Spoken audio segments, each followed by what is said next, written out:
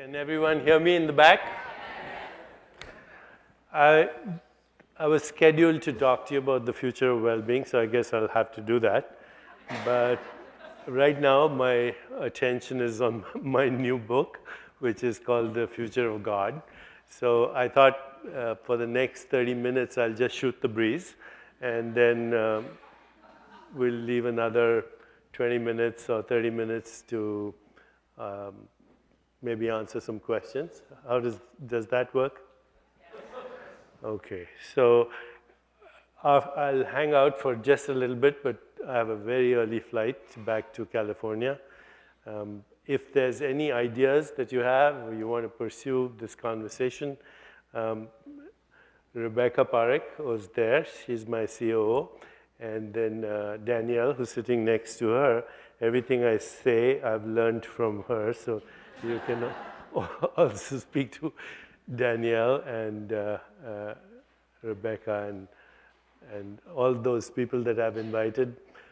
Can you hang out just for 10 minutes so I can connect you all to each other? Renata? Okay, so I know that a couple of you have heard this story, but I'm going to risk it anyway. About 2 years ago, I wrote a book called God, A Story of Revelation. I've written about 9 books which have something to do with the word God. This new one is also about God. It's called The Future of God. So you can see I have obsession with the idea of the divine. So this book that I wrote 2 years ago was called God, A Story of Revelation. And it's the story of 10 people who had epiphanies about divinity, if you will. It starts with Job in the Old Testament, and that's the first character, and his epiphanies. Why do good people have to suffer? Because they do. Then it moves on to the epiphany or revelation of St. Paul, who literally brought Christianity to the Western world. It wasn't Jesus, but it was Paul. And so his story on the road to Damascus.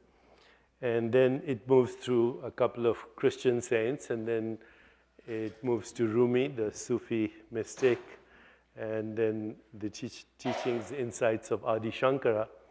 But it ends, the last chapter of the book is a very historical meeting between Einstein and the Indian poet Tagore. Now, most people know, of course, who Einstein was, but very few people know anything about Rabindranath Tagore. How many people know who Rabindranath Tagore is? Well, this is Harvard, so... But Tagore was the first person in India, and the only person actually, to have ever won the Nobel Prize for Literature, and for some extraordinary poetry and stories, etc. And he was championed by the Irish poet W.B. Yeats. And he was traveling in Europe shortly after his Nobel Prize, and Einstein invited him to come to his house because Einstein apparently was a fan of Tagore's poetry. So this is 1930. The German zeitgeist was in turmoil. Hitler was soon going to surface. So Nazi Germany was being incubated, I would say, in the collective unconscious at that moment. And I think Einstein already had plans to leave Germany at that time. So the meeting was actually recorded in the New York Times. If you go back to the archives of the New York Times, you'll find a little mention of this amazing meeting between two masterminds, one in the realm of spirituality, and the other, of course, the icon of the century and even today in science. Tagore enters Einstein's house in a place called Potsdam, in the outskirts of Berlin. And as soon as he enters, Tagore is greeted by Einstein in the form of a recitation by Einstein of a poem that Tagore had written. And it's a very famous poem. It talks about life and how the same life that runs through your blood, through your veins, runs through the world in every expression. It's a gorgeous poem. So Einstein recited the poem, and Tagore responded by saying, "Dr. Einstein, I would quote you, but it would all be numbers." That's how the conversation begins. One speaking to the heart and the spirit, and the other speaking to numbers that describe the nature of the universe also.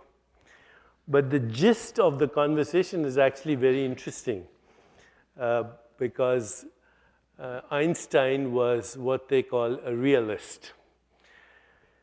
Today we call realists naive realists, okay, because they look only at what we perceive, what we see, what we can measure.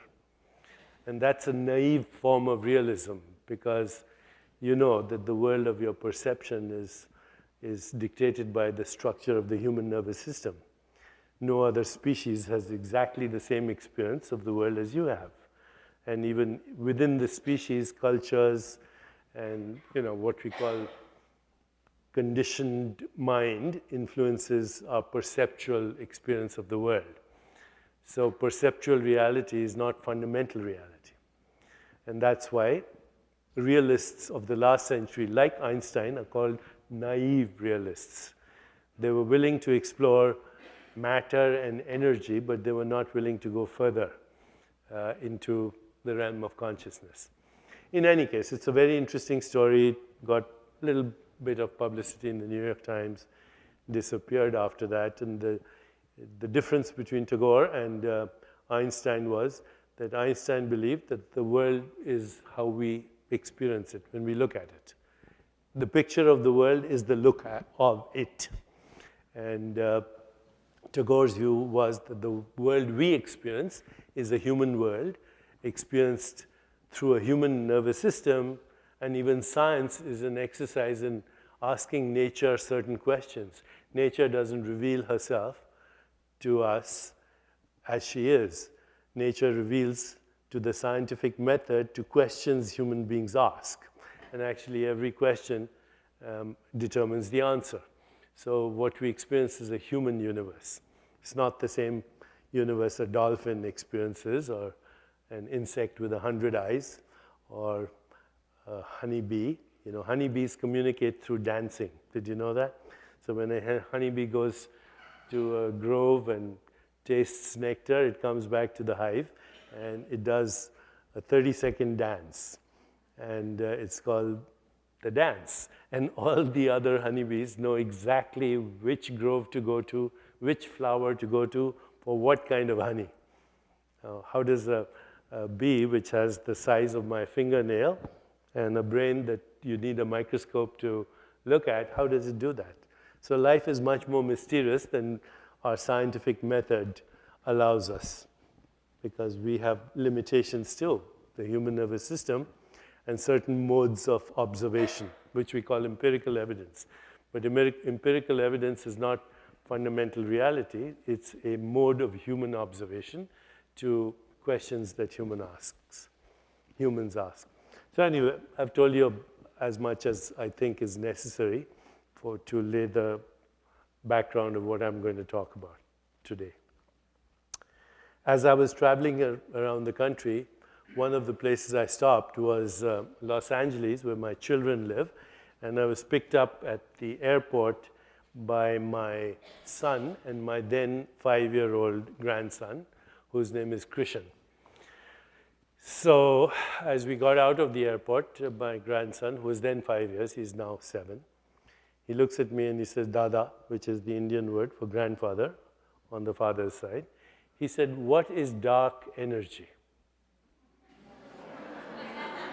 Interesting question, right? So I said, what do you know about dark energy? And he said, it flows through the night sky. I said, wow, that's a beautiful description. What else do you know about dark energy? And he said, it's 70% of the universe. Now, I know this is Harvard. How many of you knew that? Not too many, huh? So my 5-year-old grandson knew that. 70% of the universe. As we got out of the airport and stepped into the automobile, my son was driving. We were driving past Santa Monica, and I rolled down the window because we can see the ocean, we can smell it. It's a beautiful day. And little Krishu looks at me and he says, how did they make the ocean? I said, who make the ocean? He said, they. I said, no, that's not a scientific question. You have to be more precise. Who do you mean by they? So he thinks for a moment, and you can see his wheels turning, and then he reframes the question. He said, how did the ocean get made? I said, it got made the same way as the Earth. We are a piece of rock that fell off a giant star, and lots of other rocks fell off too. We call it the solar system. And then I decided to turn the question back to him. I said, do you know how many planets there are in the solar system? He said, well, if you count Pluto, there are 9. But a lot of people don't think that Pluto is a real planet, in which case there would be 8. So by now I'm really confused, you know? I'm from India, where we think everything recycles. So, we use a different word, reincarnation. But I'm thinking Galileo, Giordano Bruno, who's this kid recycling as? So I said, where did the solar system come from? He said, from the galaxy? I said, yeah. Which galaxy? He said, Milky Way. I said, right. And where did the Milky Way galaxy come from? He said, the universe. I said, that's right. And where do you think the universe came from? He said, from another dimension. Right off the bat. Okay? So now I'm really confused. And I'm saying, who's this kid?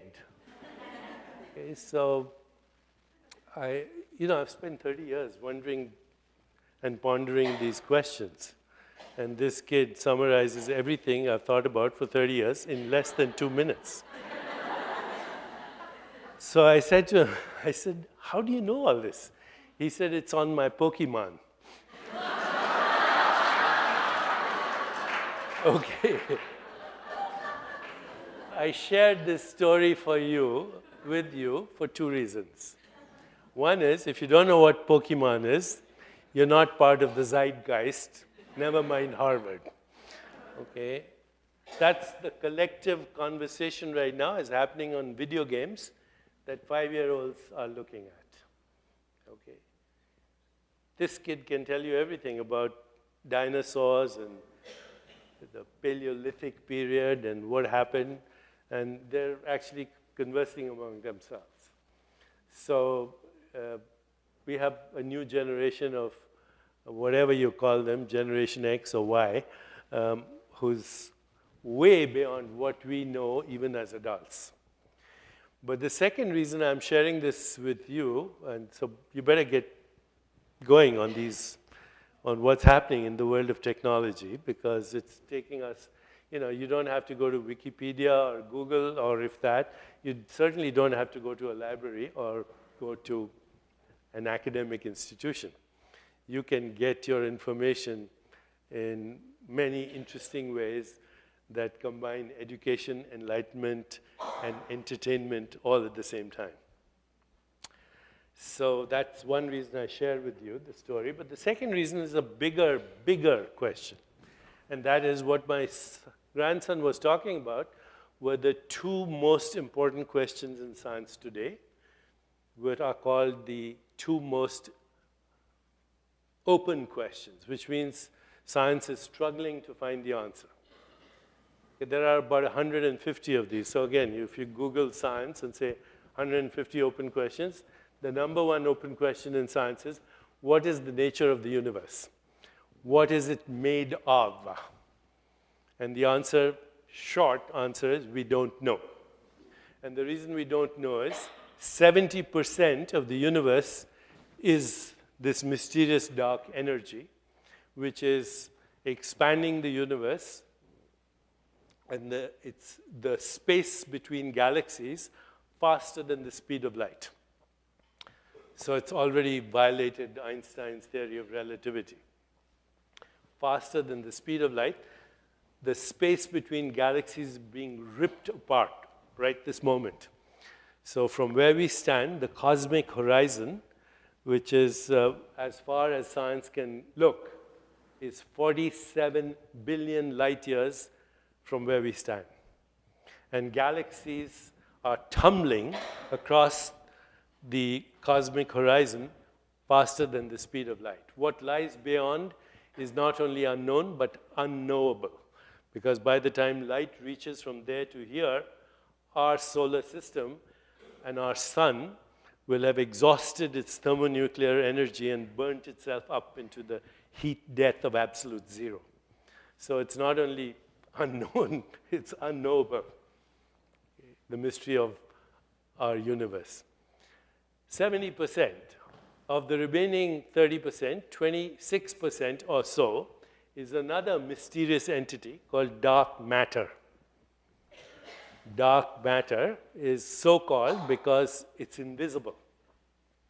It does not reflect light, it does not absorb light, it does not emit light, it doesn't interact with light.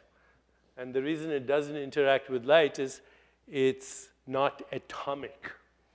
So everything we know is atoms, carbon, hydrogen, oxygen, the atoms of the periodic table. Okay, but dark matter is non-atomic. So my microphone is atomic, this plastic bottle is atomic, the water is atomic, my body is atomic, but dark matter is not made up of atoms. We don't know what it's made up of. So why do we even call it matter? The reason we call it matter is that it behaves like matter. It bends space-time in the same way as regular matter. I don't know how many of you have seen Interstellar, the movie, but it talks about dark matter and black holes and wormholes. Most of that is possible only because of dark matter. Dark matter holds a galaxy together. So the Milky Way galaxy is held together by dark matter, which means the solar system, which means your body. If we didn't have dark matter in the universe, we would all fall apart right this second. So even if you don't believe in God tomorrow, you can say, thank you, dark matter. Because of you, I exist. And I don't know what you are or who you are. So that leaves only 4% of the universe that is made up of atoms. Of that 4% of the universe that's made up of atoms, 99.99999%, which means most of it, almost all of it, is invisible interstellar dust, which hasn't coalesced, hasn't fused to form stars, galaxies, and so on. So the visible universe, which is hundreds of billions of stars, billions, hundreds of billions of galaxies, and now we are told trillions of planets, most likely 10 to the power of 32 habitable planets in our own galaxy, is what our astronomers are telling us today at Harvard and other places. That's 0.01% of the universe. The rest is invisible, mostly unknown, and mostly unknowable. 0.01% of the universe, the visible universe, is atomic. Now here's the problem. When you look at atoms, they're made of particles, and particles have a dual nature. They can be waves or particles. So actually, when you're not looking at a particle, or when it's not in relationship with another particle, it disappears. And it's no longer there. It becomes a wave of potential. And you ask scientists, where's this wave? They say it's in mathematical space. You say, what mathematical space? They say, well, it's a multi-dimensional infinite space. You say, where is it? They say, we don't know. Okay, so now what are we ending up with? We're ending up with only one statement that we can be certain of. The universe is made of nothing.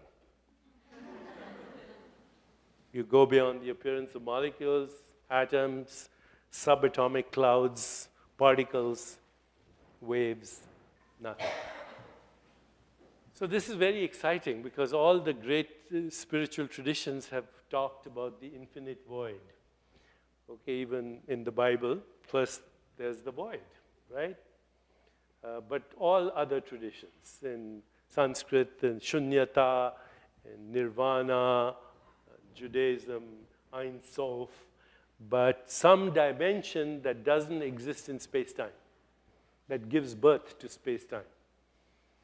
Ein Sof, Nirvana, God, the great mystery, the unified field, pure consciousness, non-local reality beyond space and time, from where the universe is actually gushing out right this moment, at this moment, as an activity. Rumi has a beautiful poem. He says, we come spinning out of nothingness, scattering stars like dust. Look at these worlds spinning out of nothingness. This could be you. Okay, so the first great mystery of the universe, what's the universe made of? Nothing. What is the nothing? We don't know what it is, except it's a deep mystery, because it has the immeasurable potential for all that was, all that is, and all that will ever be. It's not God as we usually think of God, because we have images of God. And of course, every spiritual literature says, when you have graven images of God, then that's not God. Okay, because now you've limited God to your imagination. God is not what can be imagined, what makes imagination possible. And that's consciousness. Okay, so that's the first big, deep mystery of our existence. The second deep mystery of our existence is, where does consciousness come from? How come we are aware that we exist? How come we are aware that the universe exists? How come I'm aware that you exist? How does a brain produce intention, imagination, creativity, insight, intuition, free will? Answer is we don't know. Okay, so the two most fundamental questions of existence, what is existence and how do we know that we exist, are unanswered.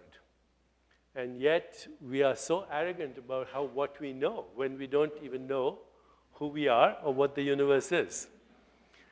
So I think the first step in spirituality is what I call epistemological humility.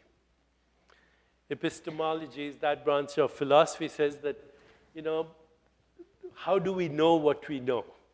And the fact is, we don't know how we know what we know. Okay, we just know that we exist, even though we don't know what the nature of existence is. Either my own awareness or the nature of the universe.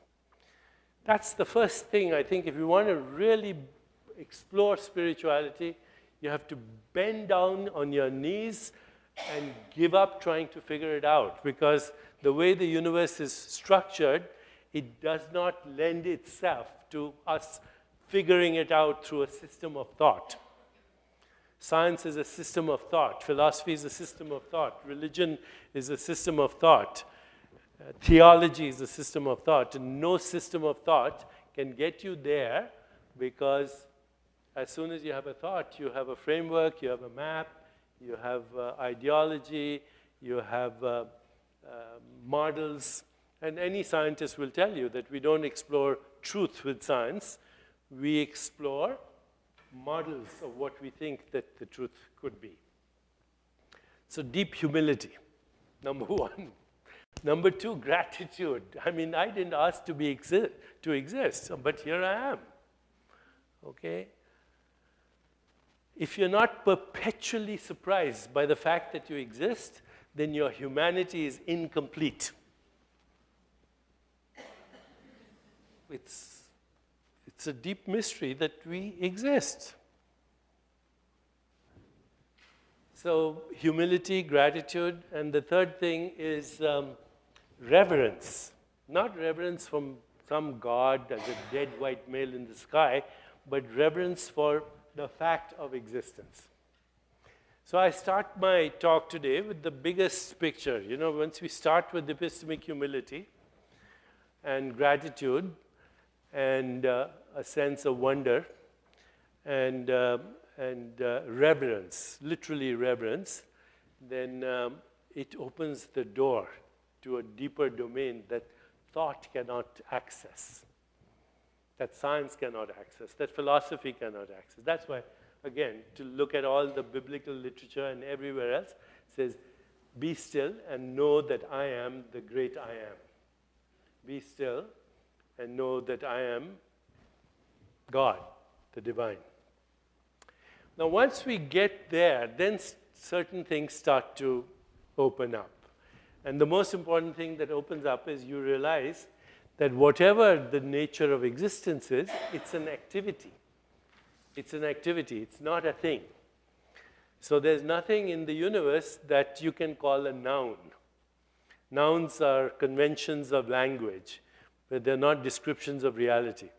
Your body is changing every moment. You don't have the same body that you had a year ago. In fact, you can do mathematical calculations which will show beyond a shadow of doubt that the physical body you have right now, you didn't have last year. Not a single atom. 98.9% of the atoms in your body today are not the ones that were there a year ago. So if you think you're your physical body, you certainly have a problem. Which one are you talking about? I'm using my 2014 model right now.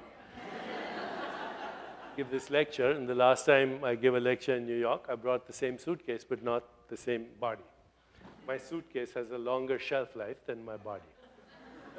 Okay, so it opens up huge things. And today, in science, what we are exploring is this activity. The human body is the recycling of star stuff, carbon, hydrogen, oxygen, nitrogen, that was made in the crucible of stars. Your body, 90% of it is actually a bacterial colony. So we call this the microbiome today.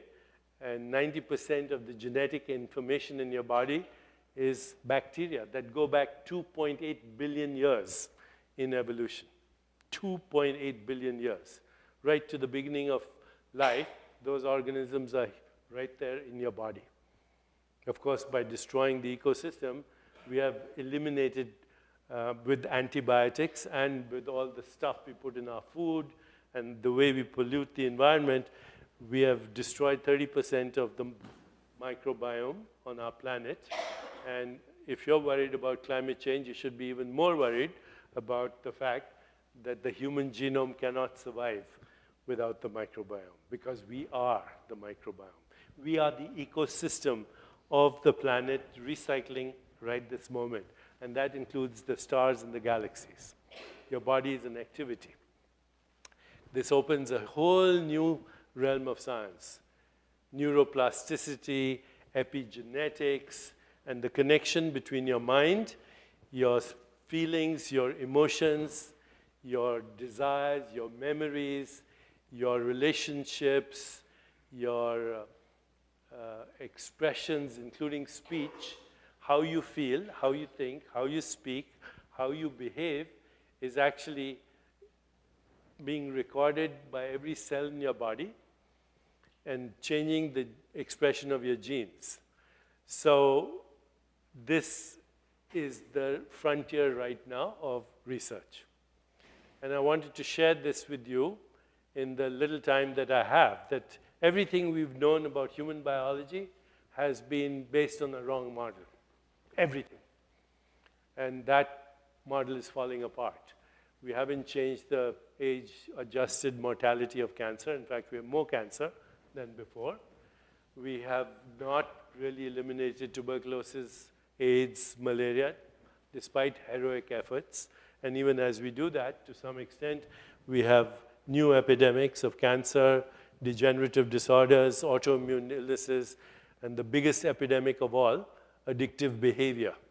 And this addictive behavior is creating havoc with our biology, whether it's addiction to drugs or to success or to what can go wrong or to melodrama or so many addictions that we have in our society today. So we've been doing some studies at our center, and we are collaborating with scientists at Harvard Medical School, Rudy Tanzi at Mass General, who is also the head of genetics there and aging and Alzheimer's, Eric Topol, who is a digital cardiologist in Scripps, Elizabeth Blackburn, who's a Nobel laureate in University of San Francisco, University of California. We are collaborating with Duke University and our own alma mater, or where we live, University of California, San Diego. And our project is called Self-Directed Biological Transformation. And this project says that your consciousness is the most fundamental thing you have. And this consciousness expresses itself as our thoughts, our feelings, our emotions, our desires, our memories, but it also influences our personal relationships, our social interactions, and our behavior, and how we treat each other, and how we treat our planet. Because our planet and our universe is actually alive. It's an activity. Whether it's dark energy, dark matter, whether it's star stuff, you and I have the good fortune of actually being luminous stardust beings that have self-awareness. And this is not really new. Even Rumi, in one of his poems, he says, God sleeps in minerals, God starts to dream in plants, God wakes up in animals, and God starts to become self-aware in human beings. I would say in some human beings. Just a little qualification. But unless we have that awakening, that we are the universe in this moment of cosmic time. We are the universe. You are the entire universe in this moment of cosmic time, with an opportunity for the universe to use the human nervous system to become aware of itself. And we are at a crossroads, because with social and economic injustice, with what's happening in the realm of violence, whether it's ISIS or the Taliban, or may I dare say the US government with its drones, and every other developed nation with its militarism and its reckless destruction of the ecosystem and reckless violence that incites more violence. We have a world with extreme economic and social injustice. We have a world with radical poverty, where more than 50% of our world is radically poor, which means they don't have enough money to eat. So you have, on the one hand, 50% of the world struggling with obesity, and 50% of the world that doesn't have enough to eat. And then you have, of course, the destruction of our ecosystem and the planet. So here we are. You can go this way, take the red pill or the blue pill. Which one do you choose, and when? Because we have limited time. The universe is too mysterious and too magnificent, and we are actually a privileged species, but we're not indispensable. Nature at this moment, if nature is intelligent, it seems, nature has consciousness, which is the thesis of my book, The Future of God, that we are living in a conscious universe. And the universe is very wise. It may be saying the human species was an interesting experiment, did not work. Okay, the last time we had a mass extinction, 65 million years ago, It was caused the extinction of dinosaurs, and thanks to that extinction, we evolved as a human species. So if we go extinct, don't worry about the planet, or don't worry about the universe. It will evolve into something even more magnificent. You know, I'd like to quote Rumi, as you know. He says, when I die, I will soar with angels, and when I die to the angels, what I shall become, you cannot imagine. So this is the moment in history where we need a critical mass, a tipping point, of a radically different way of looking at ourselves and of looking at the universe, which is really a sacred being. You know, we don't have to call it God, but the universe is a sacred being that has given life to everything that exists.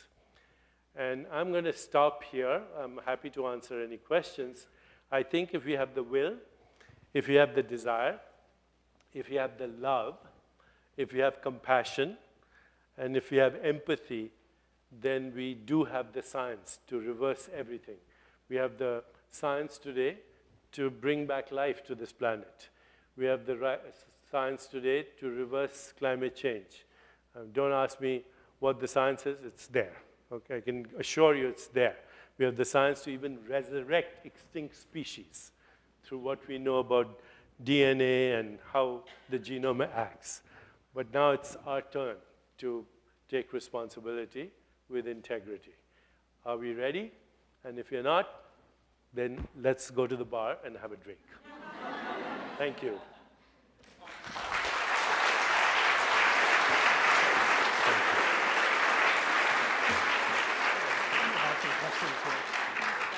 Yeah, she'll ask the questions. Okay. Great. Sorry, I went longer than I intended. No, and a number of you had submitted questions in advance. This came from the audience. Dr. Chopra's law of least effort. Essentially, do less and accomplish more. How does this apply to entrepreneurship, where generally more time invested and effort applied, the greater are your chances of success? Yeah, actually, do less and accomplish more is the first step. The ultimate step is do nothing and accomplish everything. That's called the state of flow. Okay, so when you have lightness of being, when your intentions are pure, and when you are working for the big picture. Now, what I'm going to say right now, I owe to Danielle, who's in her teaching and our association. She outlines 4 things. One is integrity. The first, which means honor your word. The second is authenticity. Be real. Be real. Don't pretend to be who you're not. Don't fool yourself, and don't fool anybody else. The third is higher calling. Okay? Your motivation comes from a bigger calling. And the fourth is being at the cause in the matter, right? That you take a stand, that whatever is happening in your life and in your relationships, whether you believe it or not, you are the cause. And even if it's not true, if you take that stand, you can make a change. So I would say those 4 things, that integrity, authenticity, higher calling, and then don't start your business plan with an exit strategy. You know, I go to Silicon Valley all the time, and I sit in the bar and listen to these pitches, and the first thing before they've started the business is their exit strategy. That's no way to create a great business. The way to create a business is, what's my calling? And I can harness the forces and the energy of the universe if my calling is true, if I'm true to myself. Great. Another question from the audience. What are your views on incorporating transcendental meditation in highly transparent workplaces, such as Bridgewater Associates? Does transcendental meditation belong in the workplace? What are its benefits and limitations? Okay, so transcendental meditation is a brand name for a particular type of meditation that is called mantra meditation. Okay, it comes from the tradition of Adi Shankara in India. We actually at our center also teach something called primordial sound meditation, very similar to meditation, transcendental meditation. But it's one form of meditation. Today you hear about mindfulness, right? That comes from the Buddhist tradition, which is vipassana. Then there's the centering prayers of Benedictine monks. There's reflective self-inquiry. There is intentional living, or what we call metacognition. So while I'm a fan of transcendental meditation, I wouldn't get bogged down in one particular methodology. The methodologies include self-awareness, which means awareness of your body, awareness of your breath, awareness of your relationships, awareness of the ecosystem, and awareness of awareness. Here's how you do it. As you're listening to me right now, you listening? Turn your attention to who's listening.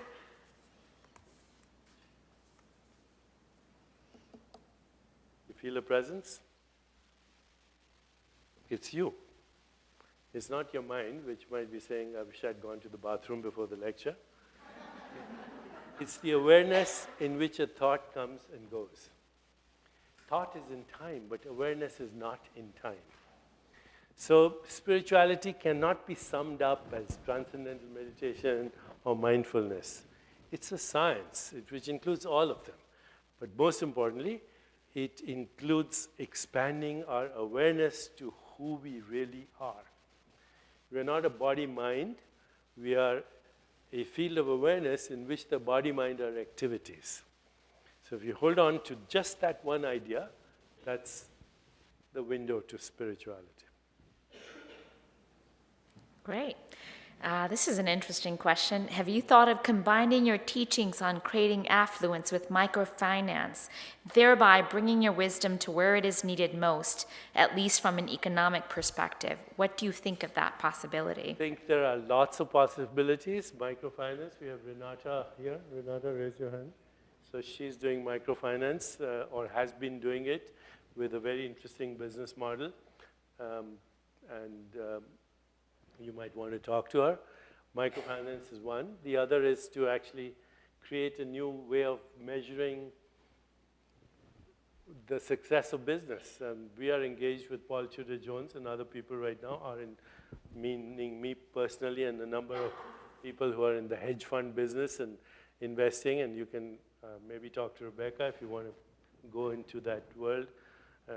Claudia, you might want to also join in this conversation. Jenny, you too, if you're there. Okay, meet. So these are people in the philanthropy business, but also in the business of business. And we are now looking at creating actually a new index called the Just Capital 100. So we will know that the world has changed when people are not looking at Dow Jones or S&P, but at the Just Capital Index. Great. What are your views on managing the thought process when you feel like you've reached a standstill in your career? How do you cut through the clutter to gain clarity on your life's mission purpose and align your career accordingly? So here's what I would do. I would take 5 minutes every morning, close my eyes, put my attention here, and I would mentally ask myself 4 questions. Who am I? What do I want? What is my purpose? What am I grateful for? The answer is within you. And don't expect the answer the first time you ask the question, or, this is what I am. Because it's a deep mystery. Who you are is the deepest mystery. Because Deepak Chopra is an assumed identity.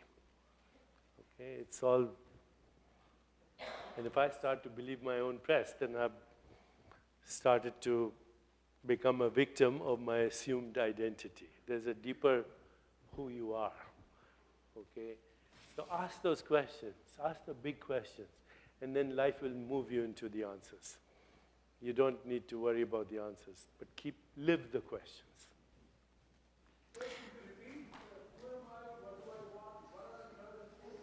What is my purpose? So we have somebody serious here.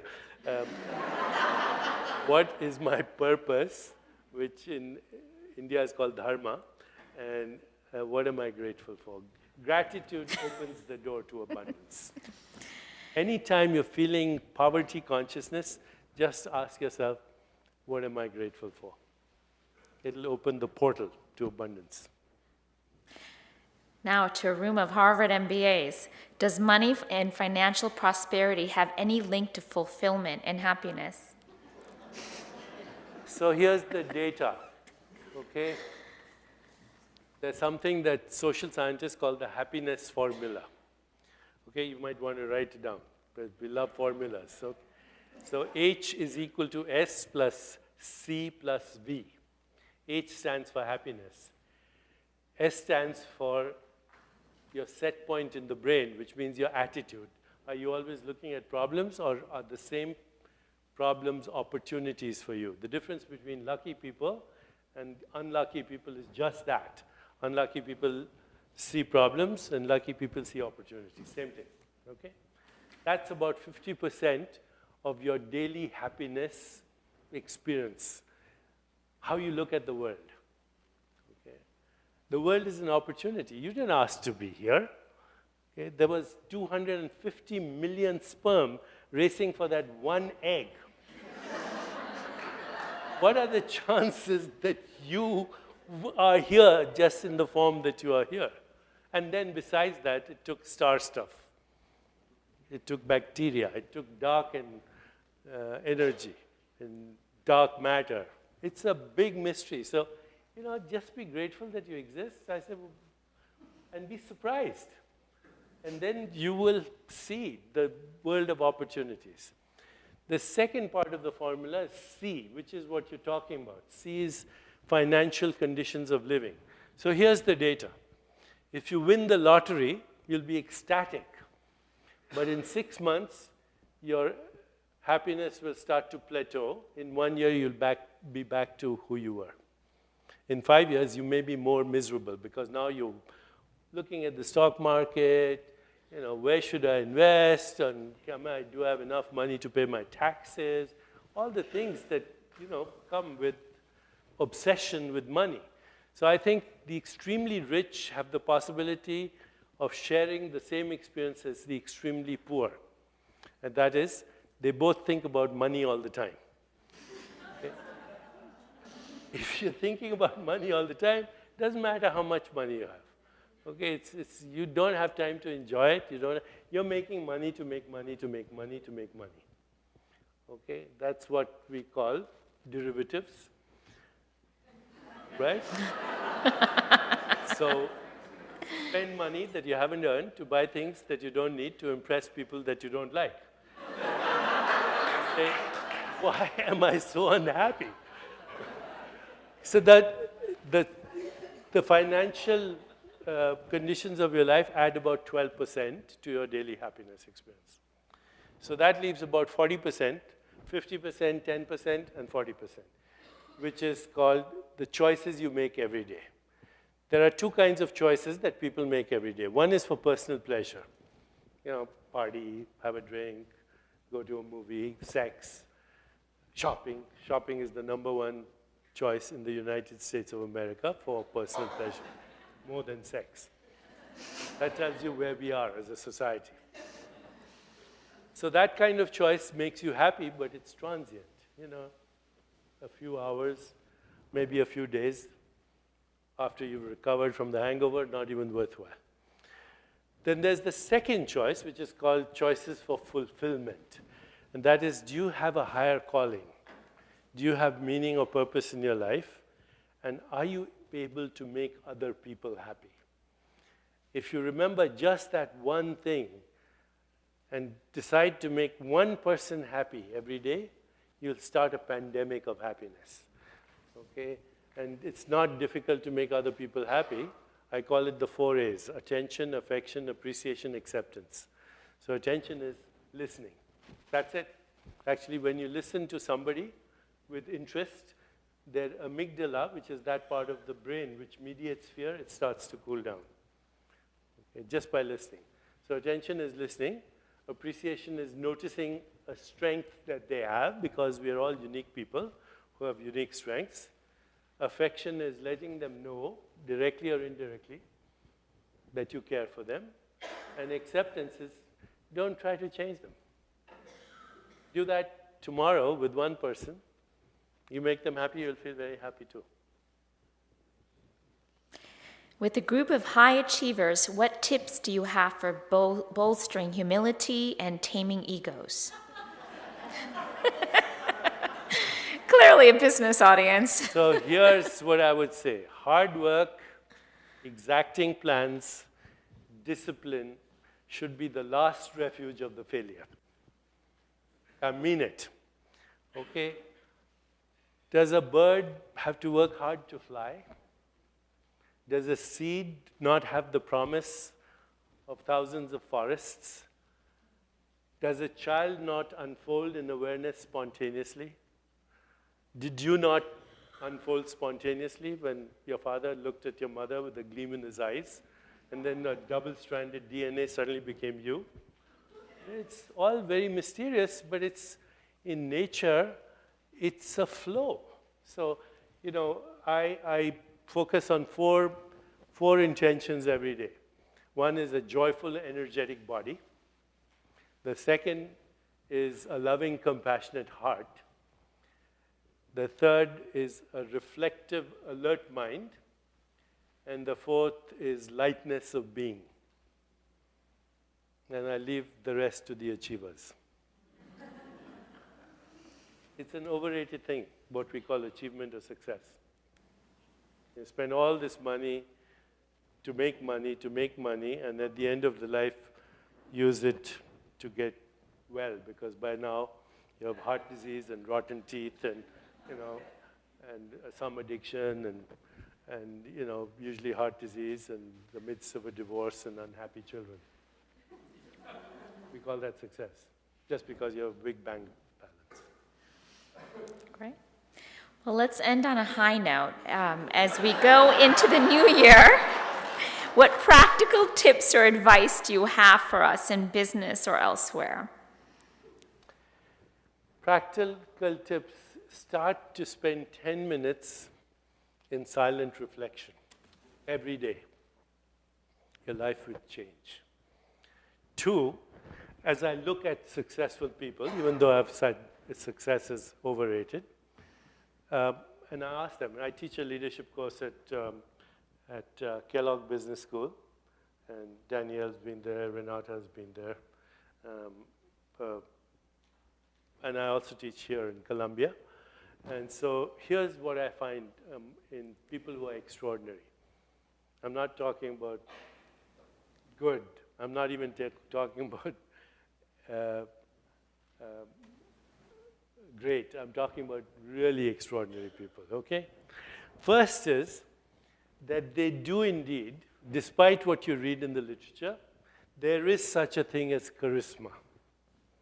And it has nothing to do with how a person looks or how long their nose is or what the color of their eyes is. Charisma is that quality that a leader has when they're not distracted, they're present. Okay, that's what we refer to when we call spirit. Be present. Don't be checking your iPhone and looking at your text messages while you're talking to somebody. Imagine Bill Clinton doing that. It would be, you would think, what kind of a guy is he, right? So do not be distracted. Do not multitask. Do one thing at a time and do it well. And be present. So the most important thing you're doing is what you're doing right now. The best way to prepare for the future is to be fully aware of what you're doing now. The most important people in your life are the ones in front of you now. Okay? Because if you're not present now, when the future arrives, you won't be present for it anyway. Okay? So charismatic people are present. Number 2, they are friendly. They exude warmth. And number 3, they have real self-esteem, which means they are independent of both criticism and flattery. So that's the first characteristic of extraordinary leaders. The second characteristic of extraordinary leaders is they have a story. And so, every good story has an arc. A backstory, where did I come from? Where am I now? Where am I going? When I get there, how will life be different? And it's a story of trials and tribulations. It's not smooth sailing all the way. Imagine going to a movie where there were no challenges, You'd walk out in 5 minutes. If everything was smooth all the time, life would be such a drag. So, what's your story? What's your backstory? Where did you come from? Where are you now? Why are you where you are now? Where are you going? Write a compelling story for yourself. And then live that story. Don't just talk about it. Okay? Live that story, and you are the director of that story. And make sure that every good story is a love story. If it doesn't have that element in it, then it's not a good story. I mean, we go to even the smallest kids, they have empathy, they want to know that the good people win and the bad people lose, etc. Okay, so write your story, act out your story. Get people to tell you their story. When we meet people on the plane, what do you ask them normally? What's your name? What do you do? Where you live? What a bore. Okay? You should ask people, who are you? What do you want? Okay, what's your purpose? And then you start a conversation and you see everybody has a unique story.